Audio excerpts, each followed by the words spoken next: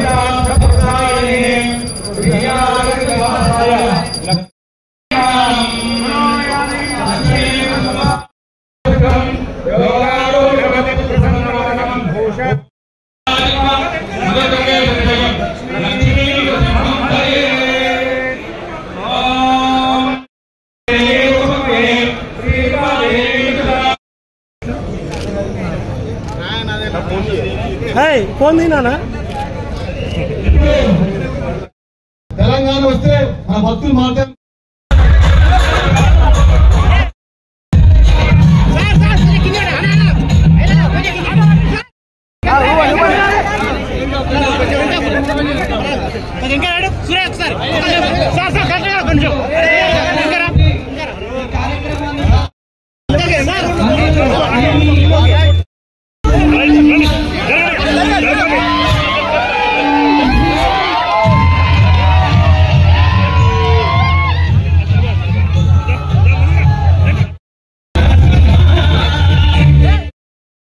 యాదగిరి నరసింహస్వామి గారు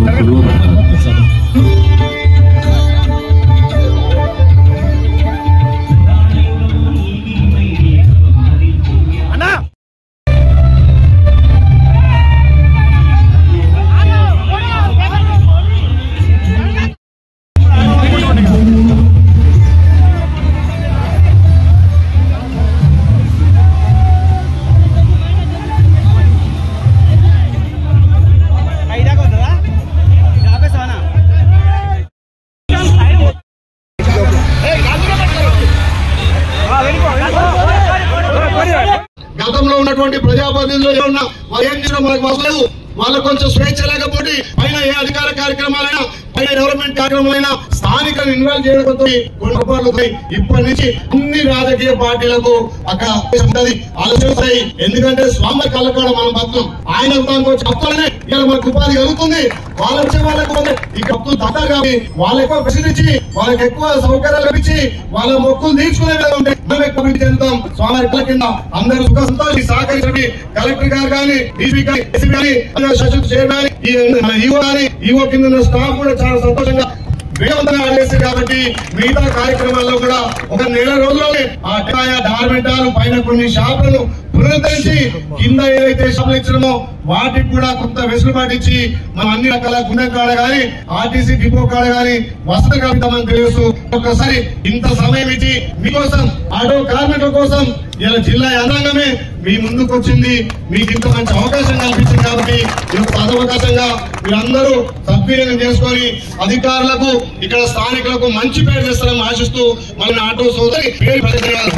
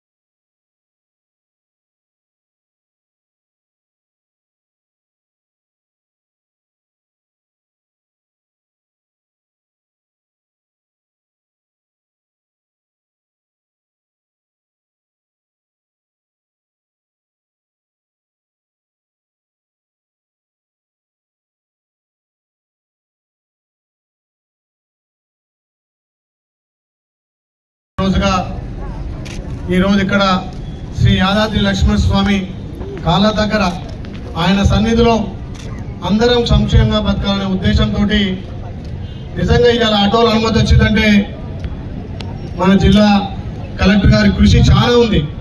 దీంట్లో డీసీపీ గారు అయితే అనుక్షణం ఏం చేద్దాం, ఆటో కార్మికులతో పాటు వచ్చే ప్రయాణికులకు ఏ రకంగా సురక్షితంగా పైకి పంపాలని చెప్పి వారి అమోఘమైన పాత్ర, అదేవిధంగా శాశ్వత చైర్మన్ నరసింహమూర్తి గారు కానీ ఇప్పుడున్నటువంటి ఈవో గారు తనే స్వయంగా లెటర్ పట్టుకుపోయి ఎండోమెంట్లో సంతకం పెట్టేదా కూర్చొని తీసుకొచ్చినటువంటి కూడా చాలా ప్రభుత్వం అన్న మాట నిలబడాలని చెప్పి అధికారులకు మాత్రం అమోఘం. కాబట్టి మీరందరూ ఈరోజు చేరుకున్నాం లోటుపాట్లు మీ ఆటో కూడా ఇక్కడ గౌరవ పేదలు కట్టుబడి ఉండి ఇవాళ యాదాద్రి అనే అందులో మనకు ఉపాధి కలుగుతుంది. కాబట్టి అభివృద్ధికి వచ్చే భక్తులకు సేవలు చేసి ఆ రకంగా సేవలు చేసుకుని యాదాద్రికి మంచి పేరు అని చెప్పి మీ అందరినీ ప్రత్యేకంగా అనుకున్నాం. పెద్దలు సమస్యలు చేసిరు, మీ బాధ చిత్తశుద్ధి ఉంది, మీ బాధలు చూసిరు. గత 2 సంవత్సరాలుగా ఎన్నో ధర్నాలు చేసి మీ కుటుంబ భార్య పిల్లలు వదిలిపెట్టకుండా మా మంచి రోజు అందర్శించండి.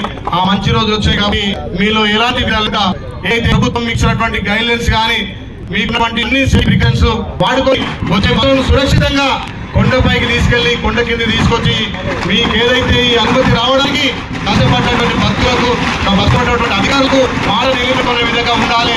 దానికి తోడు అన్ని రాజకీయ పార్టీలు కూడా సహాయం చేయాలి. ముఖ్యంగా కాంగ్రెస్ సీనియర్ నాయకులు పెద్దలందరూ కూడా మీకు రావడం జరిగింది. మీ మీద ప్రేమతోటి మిత్తులు మారాలి, గతం లేదా నమ్మకం జీవిస్తున్నాము అందరూ మీకు భరోసా. ఈ రోజు అఖిలపక్ష కూడా బలంగా ధన్యవాదాలు తెలుసు. ఇలా కొండపైకి భక్తులు ఎక్కువ వస్తేనే మనకు అన్ని విధాల కొండ అభివృద్ధితో పాటు మనం జీవనం గడుస్తుంది.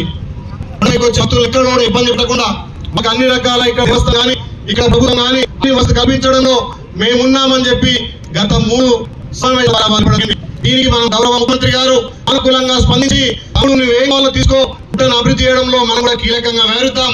గౌరవించినటువంటి ఉపాధ్యాయులు మొన్న అసెంబ్లీలో స్వయంగా పిలిచి చెప్పింది కాబట్టి చెప్పి దాని అధికారులు కూడా మనకు అందదండ ఉన్నారని చెప్పి తెలియసు.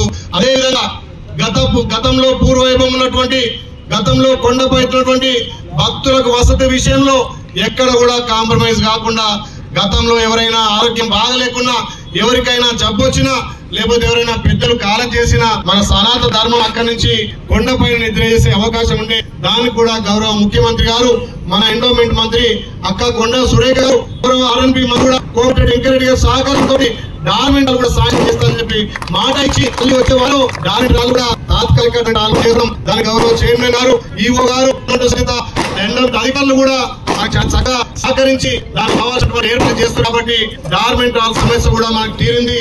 పైన లాట్రిన్ బాత్రూమ్ విషయంలో కూడా వాళ్ళు యుద్ధ ప్రాతిపదికన మనకు అక్కడ కార్యాచరణ చేస్తున్నారు. వచ్చే భక్తులు ఇబ్బంది లేకుండా ఇప్పుడు వచ్చేది సమ్మర్ కాబట్టి చలువ పందిర్లతో పాటు అక్కడ కొన్ని షాపులు కూడా ఏర్పాటు చేస్తారని చెప్పి మాట ఇచ్చారు. ఆ మాట ప్రకారం ఫిబ్రవరి ఎండింగ్ వరకు అన్ని వసతులు కల్పించుకోవడంతో పాటు గతంలో మనకు ఒక ఆనవాయితీ ఉండే ప్రతి భక్తుడు కొబ్బరికాయ మొక్కు చెల్లించుకుంటారు, కొందరు తలనీళ్ళు తీసుకుంటారు.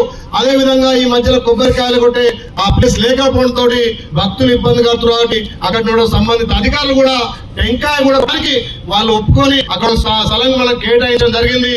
దానికి కూడా వర్తక సంఘం మొత్తం ఖర్చు పెట్టుకొని దాన్ని ఏర్పాటు చేస్తున్నారు. కాబట్టి ఏ విధమైనటువంటి ఇబ్బంది లేకుండా ఏదైతే మనసులో మరిన్ని శుభాలు జరగాలని చెప్పి స్వామివారి సన్నిధికి వస్తున్నామో అవన్నీ నెరవేరే విధంగా అధికారులు గాని ఎండోమెంట్ అధికారులు గాని అందరు రాజకీయ పార్టీలు కూడా సమిష్టిగా కృషి చేసి గతంలో స్వామివారికి వస్తే మా మొక్కులు తీరినాయి, మా బాధలు పోయినాయి, మాకు అన్ని విధాలా శుభం కలిగింది.